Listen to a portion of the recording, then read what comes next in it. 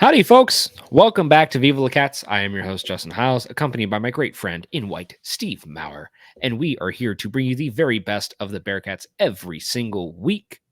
This is week one. We have Towson coming up.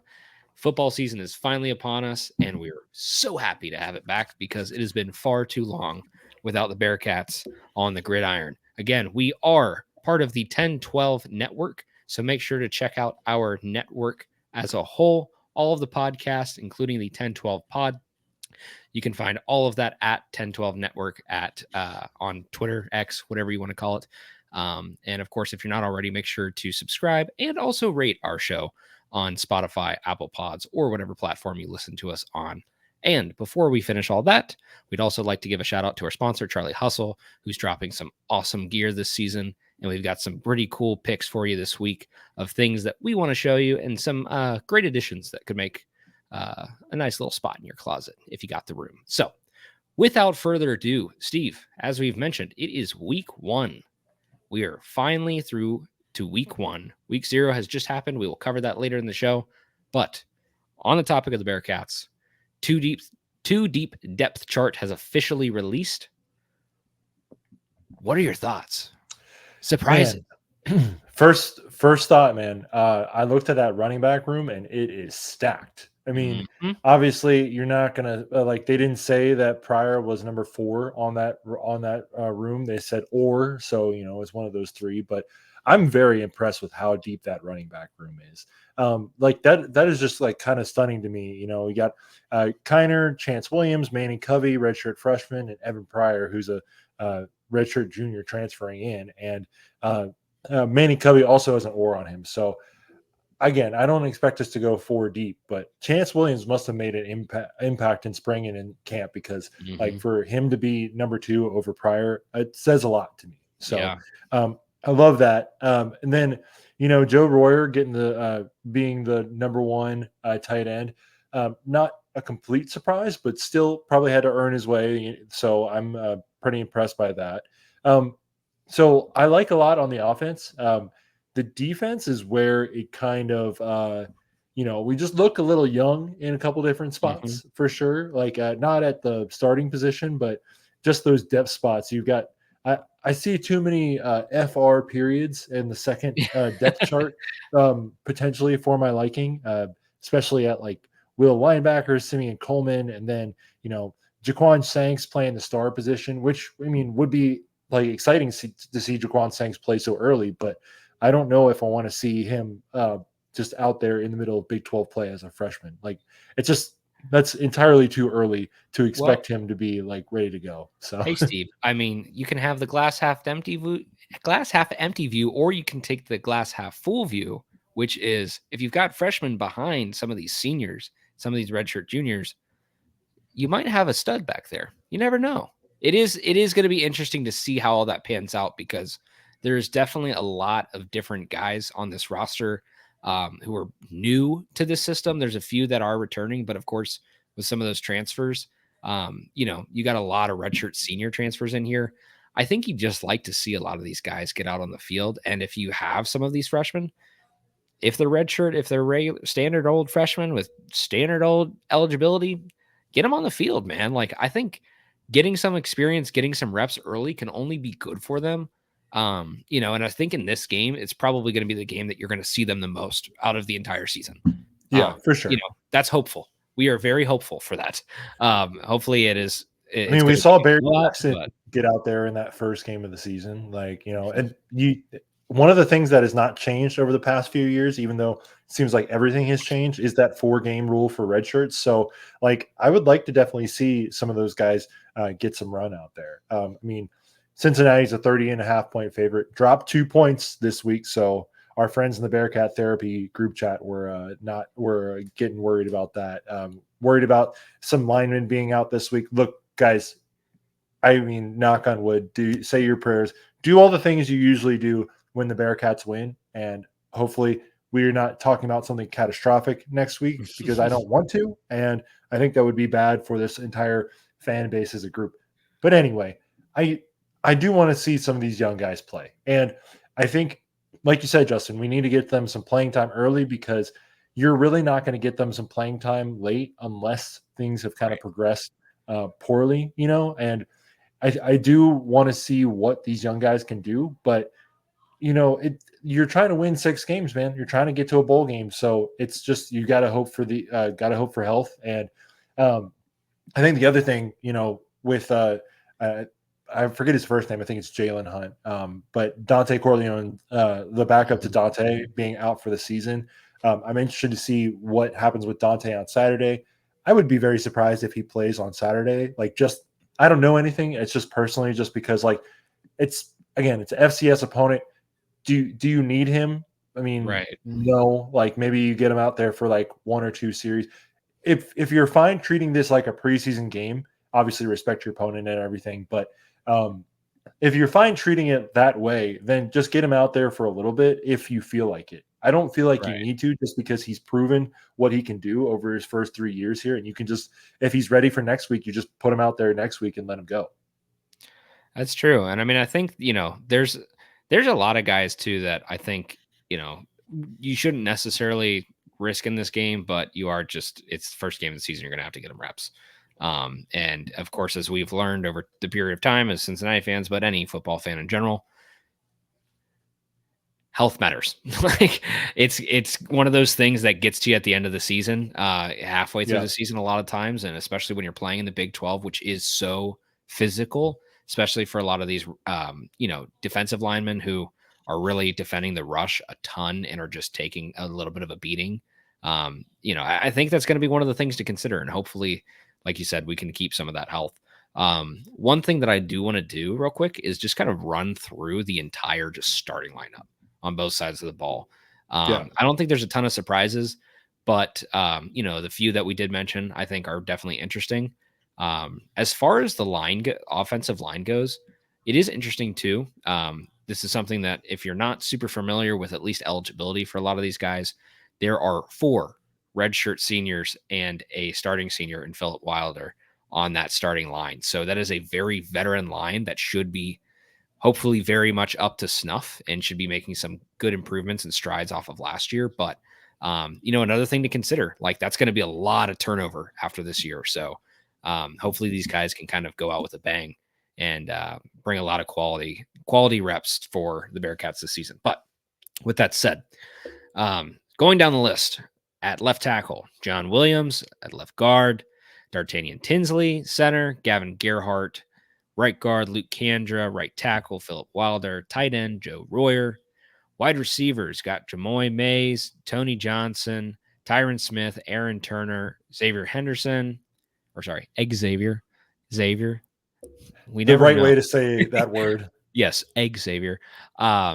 Of course, Sorsby and Kiner in the back there for us. And then on the defensive side of the ball, you've got Rob Jackson, Darian Varner, Dante Corleone, Eric Phillips, Jack Dingle, Jared Bartlett, Jake Golday, Jonathan Thompson, Mekhi Miller, Jordan Young, Josh Minkins Jr., Derek Canteen, and Kalen Carroll. Get familiar with those names. Get familiar with a lot of these names. Of course, it is always difficult with how much turnover happens in this roster over the past few seasons, but I think it'll be a little bit easier to get used to some of these names because there are some guys who are returning and some guys that we were going to be a little bit familiar with, at least maybe more so than last year. And then for special teams, got Jaden Perry, Mason and Max Fletcher. That's going to be interesting. Nothing's going to change. Mason's for sure going to be the guy, but Max is really good. So, should anything happen or, should anything, he maybe miss a game for sickness or something, I don't think you're going to see any difference there. Carter Brown, Nathan Hawks, again, Fletch there too. Michael Massari, Logan Wilson, Tyron Smith, Logan Wilson, DJ Taylor, and Manny Covey. Collect all of special teams. So here's my thought, Justin. If I have 2. One, if the Fletchers switched out for a game, would we notice? I don't know if anybody would. They switched numbers, they switched jerseys, switched the whole thing. I don't think Max has the long flare that Mace does, so I don't really know if that would be as easy. But if Mace felt like cutting the long hair, then we could see it. One of the main differences is the height, 6'7" to 6'4", which are still two large men. Yeah, for sure. Yeah, I've noticed that once you get up there, it's kind of like, it's not like too much difference between that. So, and then the other one, like, I hate to say this, Justin, but I just feel bad for Evan Prater, man. Like, Man, tell me about it. just like, I don't know. I kind of want to know what happened with that recruitment, like how he got rated so highly, and then how it is just not really panned out for him at any of his positions, quarterback or wide receiver. Like, and look, I'm not shitting on the guy. Like, I feel for him, obviously. I wanted him. I feel like the hype was warranted and it was there, and then it just never really panned out for him. So Mm-hmm. I just wanted to see more from him, and I'm sure it's I don't want to harp on it, but I just like, man, that was just weird to see. That's all. Well, and I'll say this too. I think he's unfortunately a victim of circumstance, and I think that's a huge consideration to make here. Is just like the timing between being behind Dez. If you've got the skill, once you finally you get in a season that Luke Fickle's on his way out. Then you go through a coaching turnover, and then you have to find your place in there with a guy who's going to bring in different guys who you do fit the system, but he's going to try to bring in a senior vet and probably not try to take risks with somebody he doesn't really know very well. And so I think he just kind of ended up just getting every point where it's like, all right, this is his chance to take over. Something else happens. And then, of course, too, I think he had like the shoulder issues as well, or shoulder or elbow or something in his arm, in his throwing arm that I think was making it difficult too there. So I think, a lot of different things probably just did not really pan out for him, but hopefully we at least see him on the field and he gets some action at some point this season, because, he's been a very pivotal part of getting a lot of those local recruits. He was always, putting in the work for us. So we're very glad to see that obviously he's still in the roster, and you can make a 4-year guy out of him, 5-year now, with being a redshirt senior here. So unfortunate, but he's still in the roster. So that is the positive to take away from here. And we'll see what happens there. But Steve, we've got the entire depth chart there. Let's get into this week. So we kind of talked on this last week, did a little preview of Towson. We're going to go ahead and just go through our predictions, but I am really curious, Steve, if I were to ask you right now, who the player to watch in this game is for the Bearcats, who would you say it is?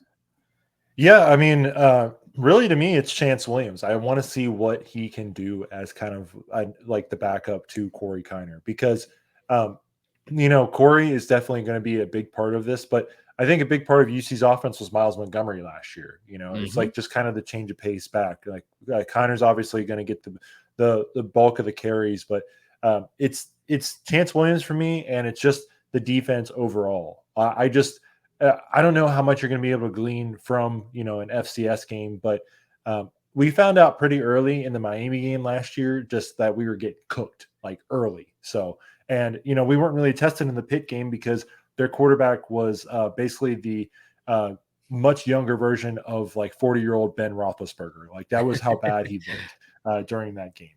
And he gave us a win and he gave us the trophy, and I'm thankful for that. But I just, and again, you're playing Towson, so I don't know how much they're going to be tested, but I just want to see what the scheme looks like if our guys are getting home, because I feel like that should be an expectation of a Big 12 defense, is to be able to get home a few times against an FCS opponent who you're bigger and stronger than.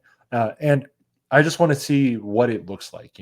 I believe Eastern Kentucky only scored 14 points last year. I'm not expecting us to like hold it lower than that, but I'm interested because last year they kind of came out with some fireworks that first game.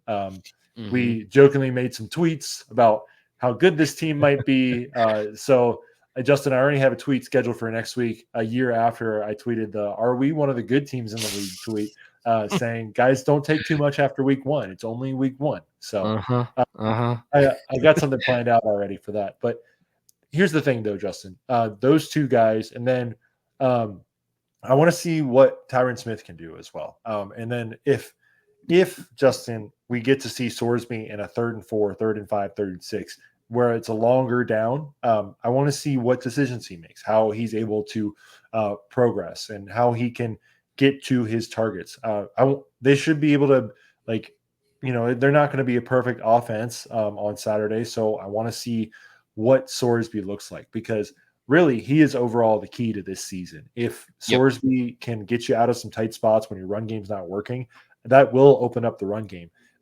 And we'll talk about, we have some like generic week 0 thoughts, but just from a breakdown of, that Florida State game, like they did not respect like DJ Uyunglele throwing the ball deep. Georgia Tech didn't. So they just stacked the box, and that running attack that Florida State had on their first drive was kind of snuffed out the rest of the game. Mm-hmm. And as you might know, like DJU does not go over the middle either. So they were basically just, stacking 8-9 guys in the box and then either bringing pressure and not really respecting the long ball at all. So what I want to see for UC is just Sorsby be able to make a difference early on and make those throws if he needs to.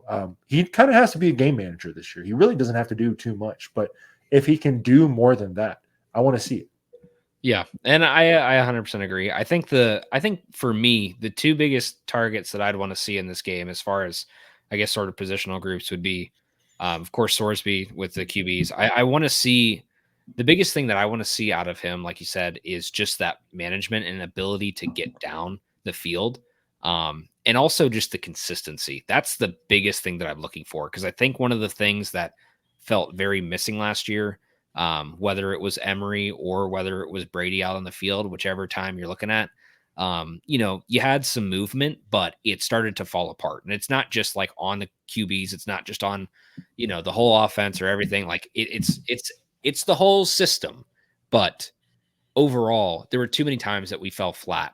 And I just want to see that kind of progression. And I want to see him make some good choices. And I want to see him be able to make some of those good passes in stride. I think that was one of the issues that we saw last year with Emory, is like, you'd have a couple open receivers and you would just not end up getting to them. So with his ability to kind of move around a little bit, with his ability to pass well, I think that we should be in a good situation, and hopefully we can just see a nice little bit of a showing from him. The other side of it is just considering that you're playing an FCS team, just look at the O-line. Just see how much protection we're offering. See how much those guys can create space and how much of a pocket they can create. And if they can get some windows open for the running game, I'd love to see them break out in some great open runs for, 20 plus yards if we can make it happen. And of course, against an FCS team, you're going to hope that will be the case. But again, all of that, your entire run game revolves around your O-line. So between that and Sorsby, I think that's going to be my key here, and just trying to figure out what these guys can offer. Of course, it's only going to get more difficult as the year goes on, but this is going to, again, like last year, be our first look at the team before you jump right into a team like Pitt. At least this time it's at home, but you want to see if they can open up those lanes, because the run game is what killed Pitt last year. I think some of those, picking up some of that short yardage is going to be huge, and just being able to make some of those quick gains. So also, overall, no injuries, no stupid injuries this early. That's what we're asking for, or penalties. Yeah.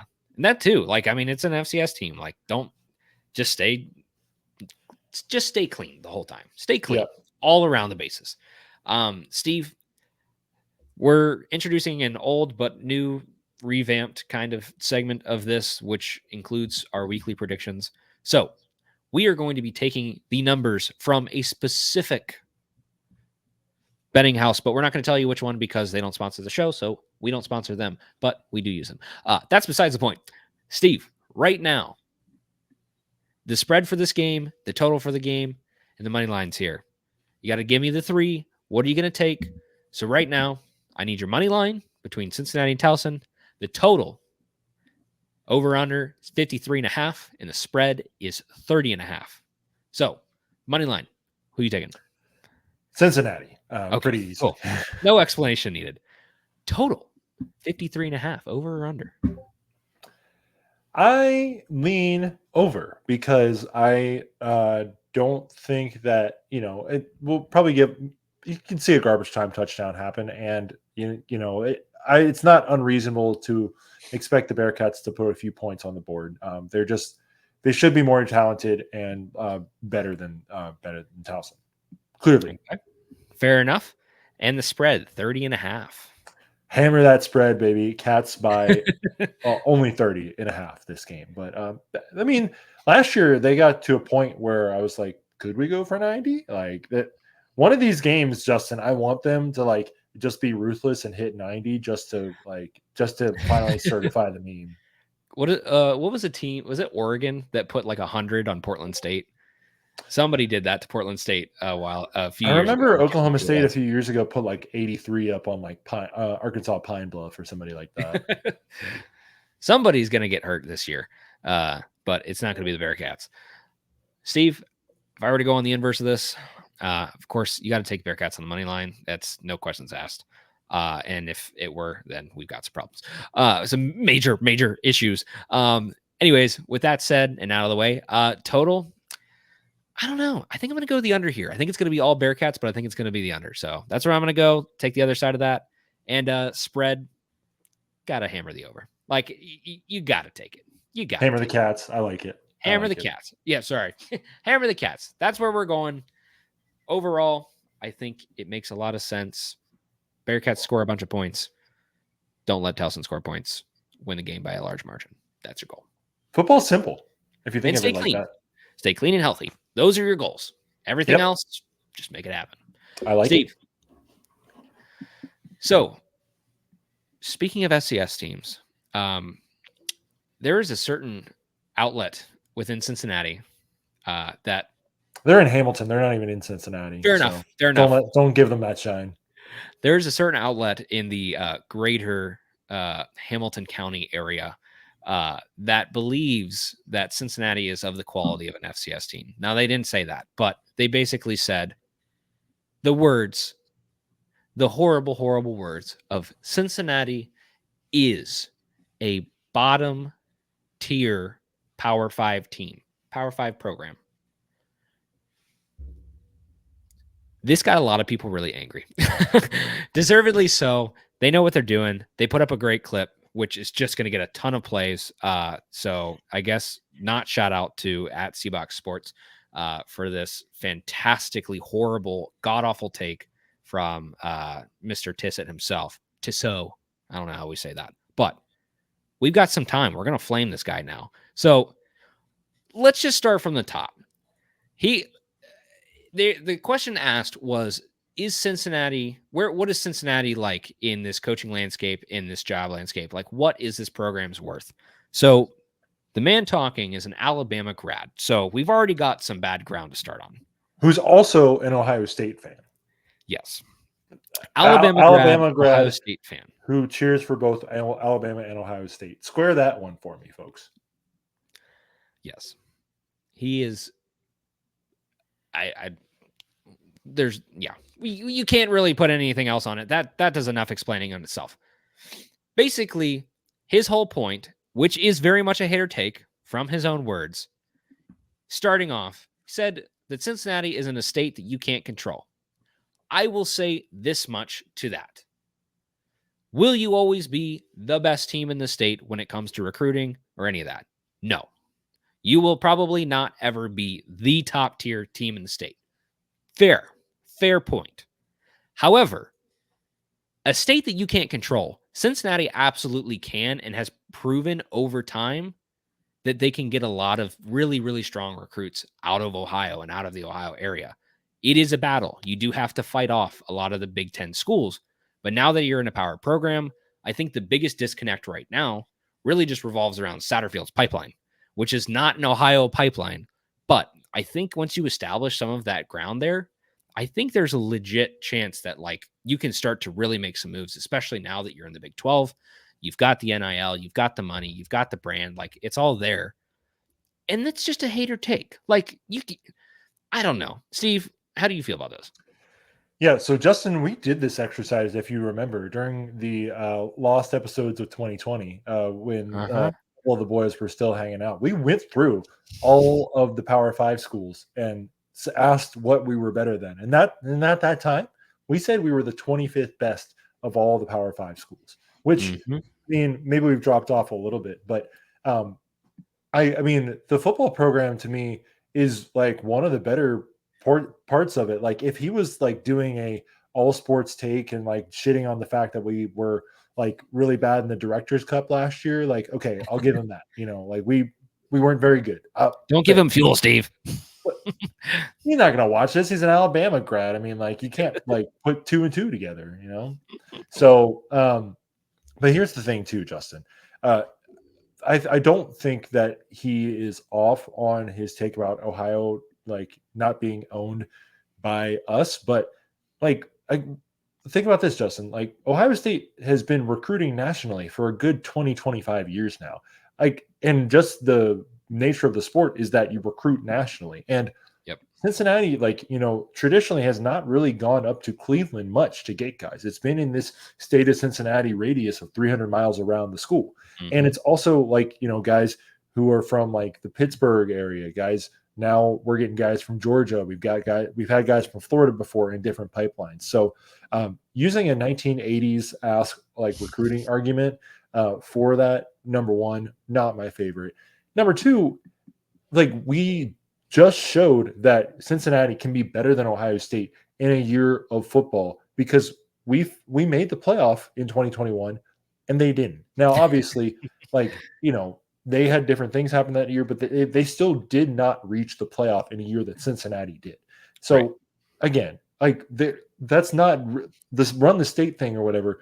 It doesn't matter to me. Like we are a pretty recent program in the scheme of Ohio State, for example. We've been successful for probably the past 20 years when Ohio State has had 80-year head start on us, basically. And then also tamped their thumb on the scale of not wanting us to be better in any sport either, because, it's all about the land-grant university up there in Columbus. You can really dig into that one too. Yes, that's a deep hole to get into, but yes. If I had unlimited time and resources, Justin, we would be running a documentary show on this page, and that would be one of my episodes, is like digging in deep to find that I got the documents right here to show everybody like how much like Cincinnati's just kind of been screwed by Ohio State over the years. So not to take and the state of Ohio. Yes. Not to take a hard tangent here at all, but very quick tangent. For those of you who are fans of Split Zone Duo, which the two of us are absolutely, there is a great episode of Dead Letters that actually covers the whole Tulane and LSU situation, which is exactly what this is on an even more aggressive scale of Tulane used to be in the SEC with LSU. They were at the same level for a long time. Couple people in the right place and, money going to one school and not the other. And that thing goes up in flames. And so, you look at the difference between those programs now, I think that's kind of where we've sat in a little bit too. And this is a thing that happens nationwide. This is not just Ohio, but absolutely a factor of that, which is something that you can't change. But besides the point, the thing that I want to dig into here. Hold on, one more thing. Yeah. Our most successful coach in football history decided that he wanted, like, maybe his choice would be different now. Sorry, my computer, I was talking too long. I didn't and went away for a second.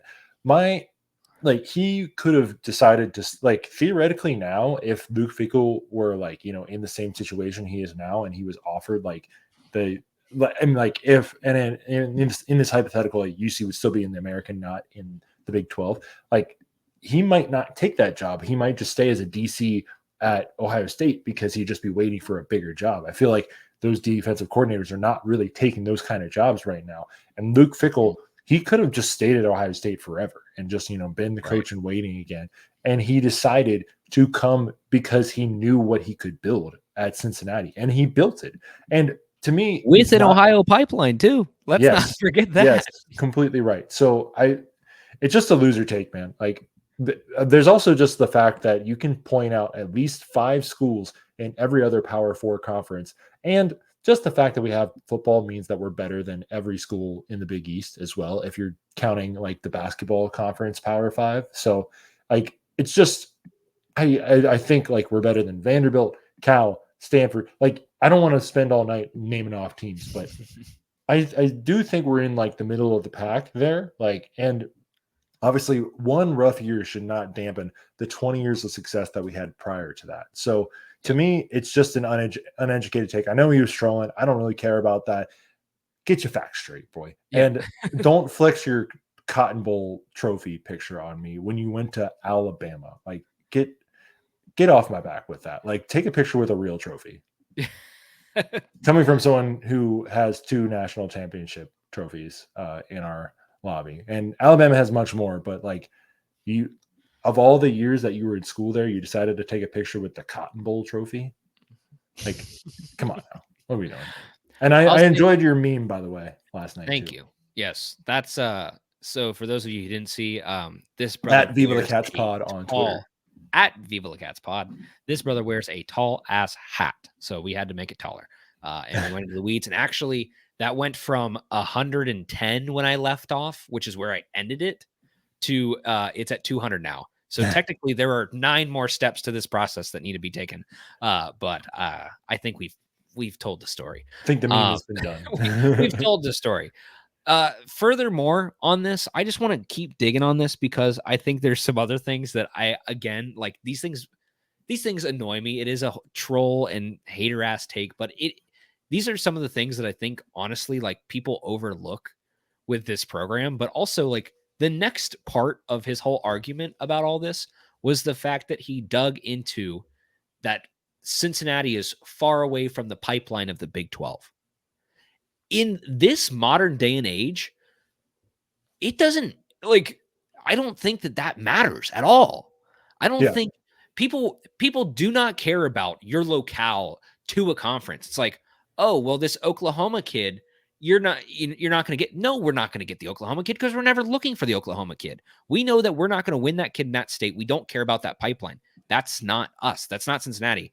That's just the same as pretty much anywhere between, the behind the top like 10 teams all the way to probably like top 80.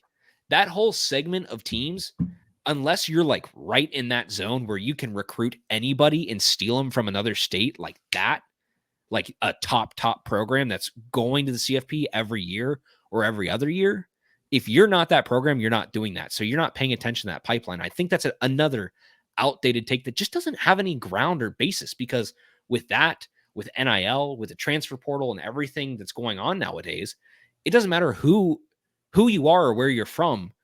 If somebody brings the money and they've got the power conference, you can pretty much go anywhere. And that's just how it's going to be. And again, money talks, and that's going to be the thing for a while. And I don't know. I just think, again, another thing that's stupid. My last point on this, which is the fact that he had to dig on the fact that the Bearcats stadium is in the ground. Well, guess what? That stadium, it's over a century-year-old, brother. This is a tried and true stadium. This is something that is historical. It is nestled into the ground in the center of campus, the liveliest part of campus. It is the best, one of the best locations for a stadium on the entire continent. And so the fact that it is so centric, who cares if you can expand? It's in this modern day and age, it doesn't matter about scaling up to get like 60,000 seats or whatever. It's about packing your stadium out. You can see plenty of Power 5 conferences that have 60,000 plus seat stadiums, and they can't put 10,000 people in them. There's plenty to list off there. Granted, they're not all the top programs, but we have no issue getting people and getting asses into seats in this program. So overall, absolute hater take. I hate it. Don't like it. Chatterbox Sports, you're on my no-no list for quite some time now. Bad guy. Because annoyed.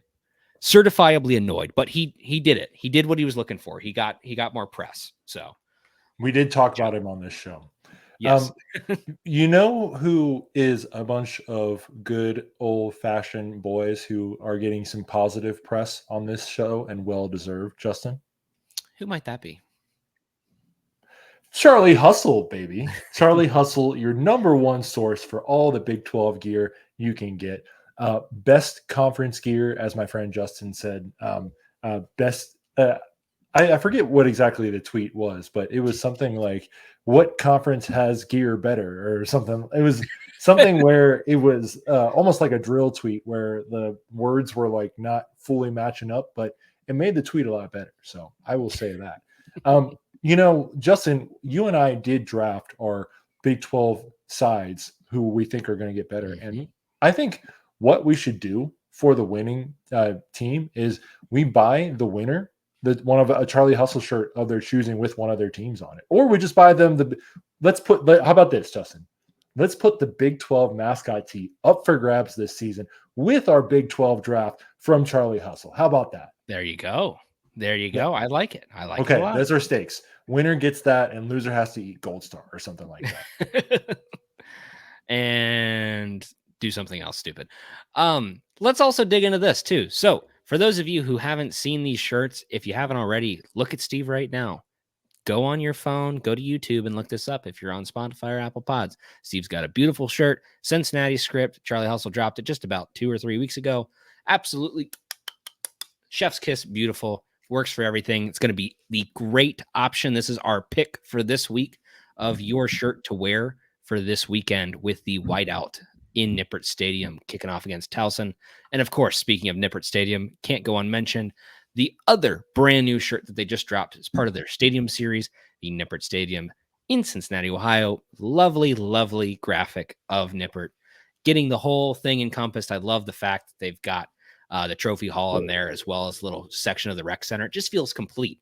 And of course, having the old CCM building in there too. I think the whole thing wrapped around the full 9 yards. It's great. And I love to see that on there. So absolutely one of the top tier stadium shirts that they've released. But make sure to go to charliehustle.com, check out their collegiate section, and look for these and many, many others for many other teams in the Big 12 and beyond. And check out their entire collection. Use our promo code 101215. That is 101215 for 15% off of all non-sale items, which includes both of these bad boys. And if you can't use that promo code because you get the sale item, go to the sale, find the Cincinnati stuff, and pick you up some hoops gear that's going to be perfect for the season that's going to start in like 3 more months. So you're going to have everything. Just go buy some more stuff. We're just really pushing the capitalism right now. Go buy some more stuff from Charlie Hustle. Folks, that's all we got to cover for them. We are moving on. Steve, Vintage made fresh. Vintage made fresh. Thank you. The Kelce Brothers, the pride and joy of Cincinnati, have officially secured the bag. Like, okay, we always talk about this. This just sports fans in general, you talk about this topic. The money isn't in sports. It's in the sponsors. It's in all of the other things that happen around the sports. And my God, did these guys secure the bag? That number, how many digits are in this deal here, Steve? There's a lot there. More than I make in many lifetimes. Yes, not even my 401k will reach this number. 100. I'd be lucky to reach half, a quarter. Yeah, a tenth. $100 million for the boys from the New Heights pod. Can we slide a little cool mill over to Reigns there? Maybe just put that in an index fund and let Reigns just get the profits. Just divert some of that. Like just send hand it it to off Brett over there. Yormark and have him diversify. Yes. That's the private equity. It's actually there just it is. New Heights. It is. New Heights becomes the official podcast of the Big 12 and like puts money in. That would be very funny for Jason to do, since he is he's been to Kansas games before, but he's a UC guy. Like there's all that speculation that he would go to a game with Taylor, So, but man, shout out to these guys. Like, I don't know if you knew what they were on, Justin, but they're on like Wave Sports and Entertainment, which is like, I'm pretty sure that if when you go to the gas station and you see like the dudes like juking out like random people on the little cut screen while you're filling up your gas, I'm pretty sure it's the same company that put that out. So now that we're on a real network and a real platform, I am very happy to see it. It's crazy to think that 2 years ago they just started this podcast and now they're probably the number one sports podcast other than like Pardon My Take or Bill Simmons. It's crazy how quickly they've grown. And it seems like to me that there's like no fatigue there. It's just real love between them and they just really like doing it. And like, I'm just very impressed too that they find the time during the football season. And like, Travis has got like Taylor and like everything that goes with that to deal with. Jason obviously has, like Queen Kai and a family and all that stuff. And now he won't be playing, but I found it very impressive that they still found time every week to do that, despite like playing a full doing a full practice and get their bodies right and playing every week too. Just impressive, man. And Steve, when your deal's 100 million, you're gonna find some damn time. yes, I for know sure. I get what you're saying. I get what Yes, you're saying. yes. But I think they have gotten some really good interviews too. Like I've really liked some of the interview pieces they've done. Like I haven't listened to the Pat Mahomes one because I can't listen to Kermit the Frog. Just do that for an hour and a half. Guys, we really tried hard out there. I'm sorry, and I'm also just a Pat Mahomes hater, so I can't really do that. I'm sorry, but Absolute hater. Love it. yeah, a hater take for sure. That's a hater take right there. But don't worry, I won't make a Kermit the Frog doll of him. Though. We should tag Kansas fans in that one. But anyway, dude, I'm just like very happy for them, and I think the great thing too is that they decided like I like the Keegan Nickerson piece about how they've definitely like outgrown Cincinnati, or I don't remember if it was Keegan. I forget who it was. I thought it was him, but maybe it was Justin Williams. I don't remember. But I did like that they've always stayed loyal to Cincinnati and they've always wanted to support Cincinnati and like come back. And you don't get that a lot from like a ton of athletes. So and because they got their own lives, they got their own stuff going on, they got their pro teams and everything. So I just really respect that, man. Like they've like I love it, and I love that they're so like Trav's always wearing. They're both always wearing like the retro UC gear. So like I think anything you can do to like keep them involved, and just to show that like those two UC guys are making it big on that platform. Not just because they went to UC, they are their own people, of course. But I'm just very happy for them. So shout out to you boys. Cheers. This is not a Cincy light, but I think it is. So cheers. Absolutely. And it's just great to see, it's just great to see Bearcat guys on top. That's all it is. I mean, it's a long-term deal. They've secured the futures for themselves, their family, their grandkids, grandkids. Like that is money that will last generations. And that's everybody's goal. I think at the end of the day is just to secure that for their family. So kudos to you guys, and massive, massive deal. Very, very proud. Cincinnati fans over here of the Kelce brothers. Steve, we mentioned this earlier on the show. You dug into it a little bit. Week 0, we just kicked off. There's some interesting stuff out there. It is overall a fun start to the season. It depends on who you are and what you like to watch, but if you like chaos, you already got a little bit of it. And I think week 1's going to give you a hell of a lot more. But week 0, what are the highlights? What are your biggest takeaways from our little CFB roundup? Yeah, Justin. So only 2 of the group of 6 conferences played this past weekend. It was the ACC and the Mountain West. So it was tough to really gauge from what standpoint what the Power 3 is going to look like this year. Just because those group of 6 teams, man, they just got to get any shine they can, whether that's playing across the world in another continent, or playing for some reason at Nevada, or or playing an FCS team who you were favored, you were in a 14-point underdog to. Like these small conferences, including the ACC, they got to do whatever they can to get their shine. So shout out to them. SMU's got to pay that bill. That's a big ACC bill. They're going to take whatever payments they can get. Yeah, and I thought the tweet was funny. Like no one called me out on it, but I tweeted out like when they went down by 10 and that one guy got kicked out of the game. I had live bet on Nevada. Like I hate saying that, but I did feel like, okay, this would be very funny if SMU's first game, paying to be in the ACC, they lose to probably one of the worst teams from last year. And they pulled it out, I guess, good for them or whatever. But I will never get over the fact that they paid to be in a league that they don't really want to be in. They've always wanted to be Big 12, and Big 12 just stiff-armed them repeatedly, especially TCU. Like, just kept on, like, saying no. So, much respect to that. Justin, I think the interesting thing, too, to me was that, like, Florida State, like we were talking about earlier, somehow did a Florida State thing right out of the gate. Like, losing – your first game as a top 10 team, they're probably the only team in history that could be a top 10 team that is 0-2.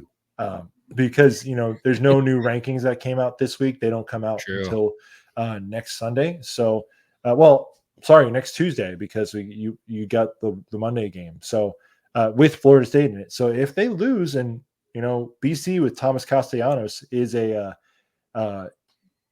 formidable opponent, I would that would be very funny to me to see 0-2, and then That's just a Florida thing. Just the state yeah, of Florida. yeah, A little and then overrated. getting grease spotted by Georgia, and then like instantly like losing your next 4 games or something would be very funny to me, because they have a bye week after the Monday game against BC too. So man, like, I know our UCF friends are kind of crazy on Twitter, and there's a lot of them, but there's even more FSU people, and they are even crazier somehow. And dude, like, I just kind of want to see what that looks like. I think they're going to come out of the woodwork. I think it's going to happen. Steve, our 4 games, because there's not a lot, so we don't have to go into any kind of deep dive, because this is not an all over inclusive. Did you watch them all? Yes, I did actually watch sections of every single game. Attaboy, So attaboy. I'm proud of myself. Managed to cover the 4 games in one day. But the Florida State Georgia Tech game, of course, was awesome. Great chaos there at the end. New Mexico Montana State. That, I think, was the game of the week. That one had some damn chaos. And shout out to Montana State on the road, managing to come back from, I think it was like 17 down. So that was pretty cool. Of course, SMU Nevada. SMU managed to not completely suck, but they really did suck a lot. And then, Hawaii just, doesn't look great for them. Doesn't look great for your Rainbow Warriors there, buddy.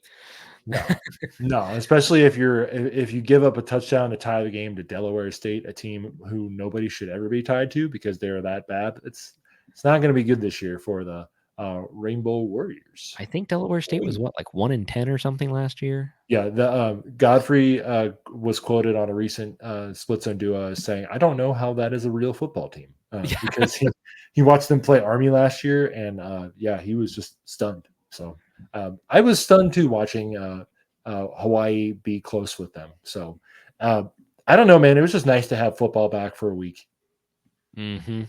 Absolutely agree with that.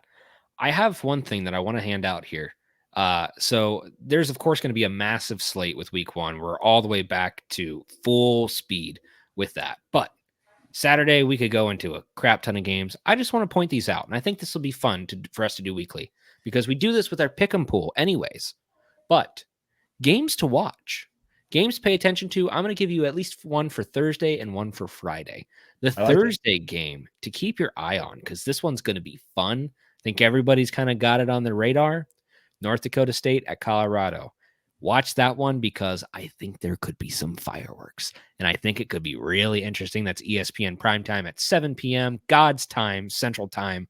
Make sure to be on the lookout for that game.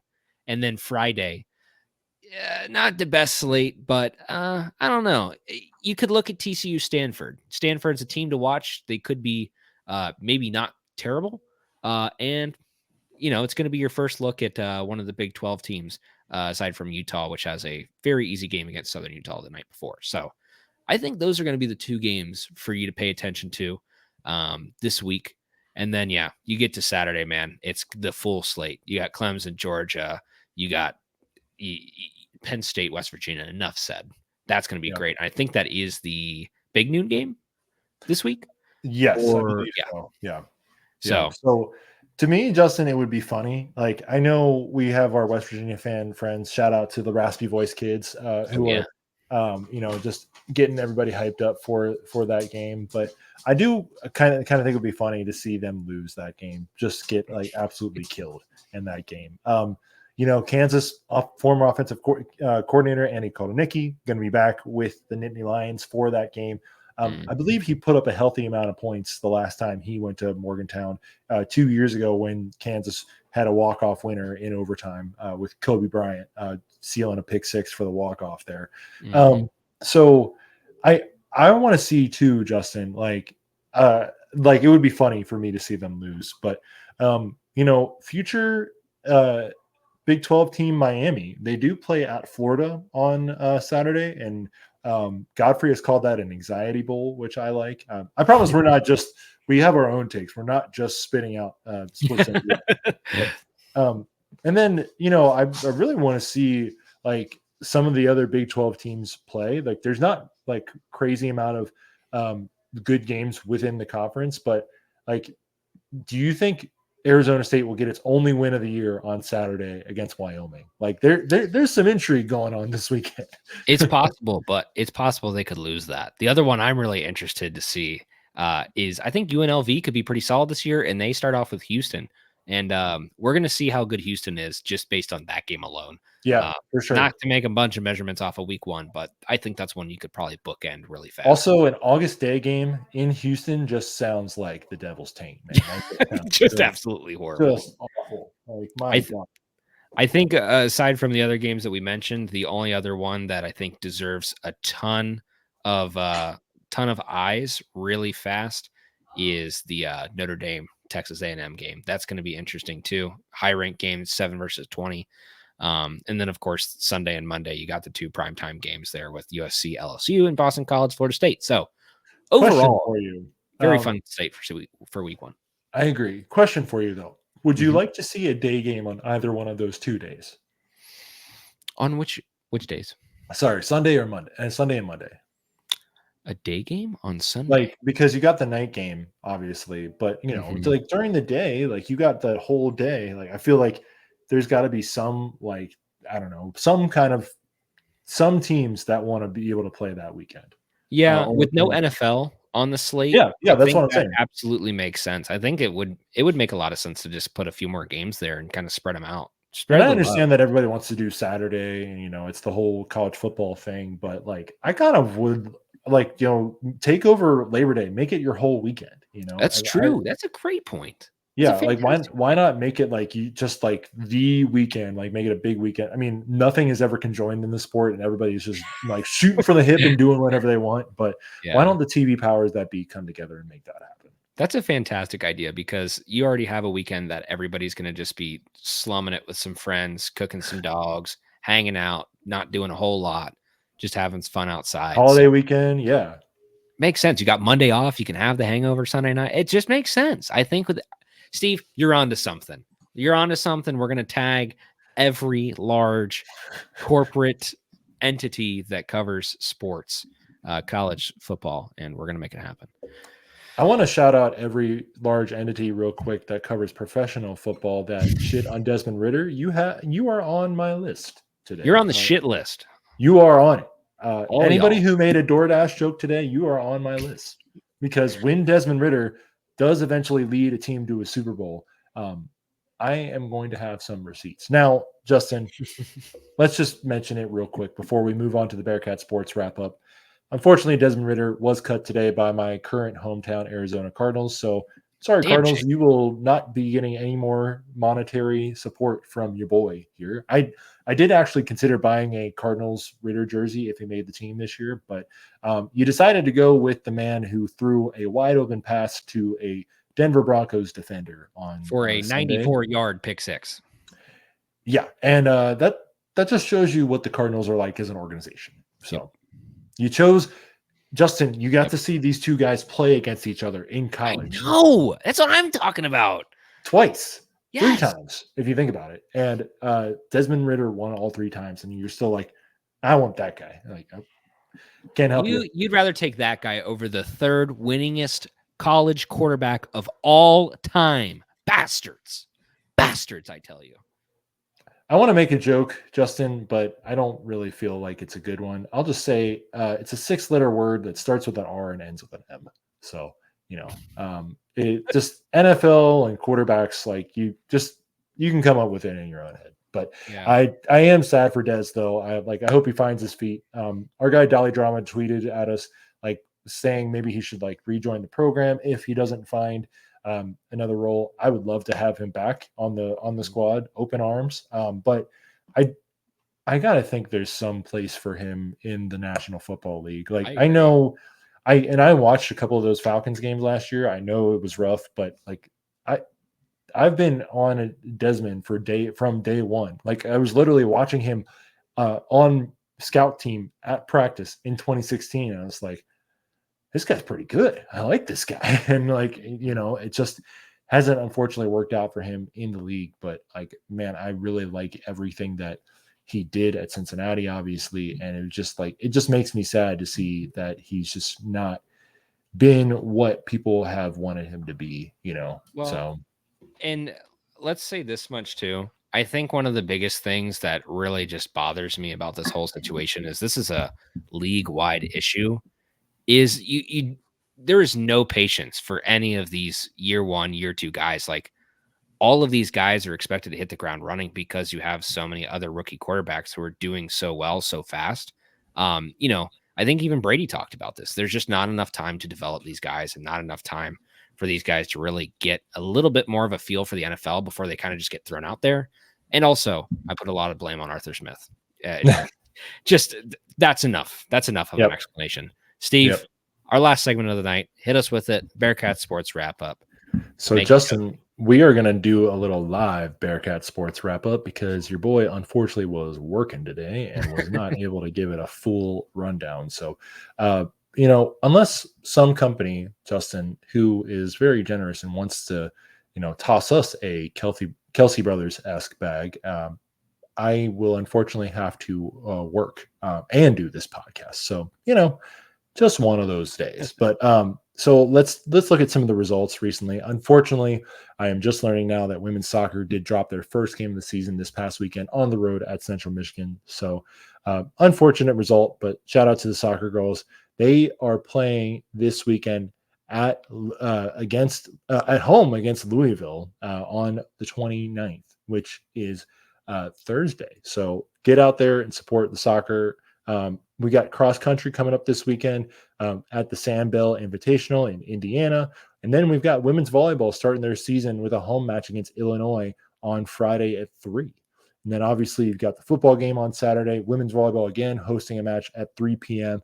against Chicago State. So if you want to watch some more sports after the football game on Saturday, head on over to the Fifth Third Arena and watch women's volleyball on Saturday. Women's volleyball also has a Sunday game against Bowling Green. And that's also paired with a women's soccer home game against Eastern Michigan. They're just staying in the MAC. I think one day they're just going to become a MAC soccer team, and I'm here for it. Local rivalries, build it up. Maybe after we stop playing for the bell in football, we can start playing for the bell in the real footy. The what the English call football. So, so that's all for this upcoming weekend. Obviously, if you're going to be on campus for the UC football game, I definitely consider sticking around for the volleyball game on Saturday, or they got 3 games this weekend. You've also got women's soccer got 2 games this weekend, and there's more sports that are going to be starting up here soon. So shout out to all the Bearcats who wear black and red and bleed their blood and sweat their tears and really give their all for this university, who might not get as much shine as the football and basketball athletes do. We really appreciate you. We respect the hell out of you for what you guys do. So, I just want to give them their shine. Absolutely. And as always, we will always give them their shine with the Bearcat Sports Wrap-Up every single week with our weekly episode, which is still releasing usually on Wednesdays. Depends on the day. Sometimes it's sooner, sometimes it's later. We're trying for Wednesdays. We're trying for Wednesdays. That's generally the goal. We're keeping on that schedule for the most part. Last thing I'd like to mention before we come. Last thing I'd like to mention before I come. The last thing I'd like to mention before the end of the show is that we are returning the Bearcats Super Sim series, which we put some time into last year, and then we all kind of got distracted with a road trip to BYU, and then the season kind of just went to shit. So we're going to make it fun again. We've got the full 9 yards of the brand new CFB game, so we can make anything and everything happen. Upgraded graphics. It's a lot of fun. So all of these episodes, it's going to be one each week previewing that week's game. Unless there's a bye week, we'll obviously skip. But with that said, keep on the lookout. Those will be airing on Thursday mornings, the day after our podcast drops. So keep on the lookout for that. They'll generally be about an hour long without cuts. So something to throw on in the background. Keep after the score. Don't scrub through the end. That's no fun. because I'm not going to go sit there and cut the whole thing down. That's a lot of stuff. Maybe I will. That's what I did last season, and I think that's why I got burnt out. So we're just going to record the whole sim. You guys are going to watch it and watch the fireworks because we've already recorded this week's one, and I'm not going to spoil it, but interesting debut for week 1. That's all I have to say about that. Steve, I think that covers everything we've got, and I think we can get out of here in the next 5 seconds in under an hour. But that wouldn't be enough to give it due justice. Viva la Cats!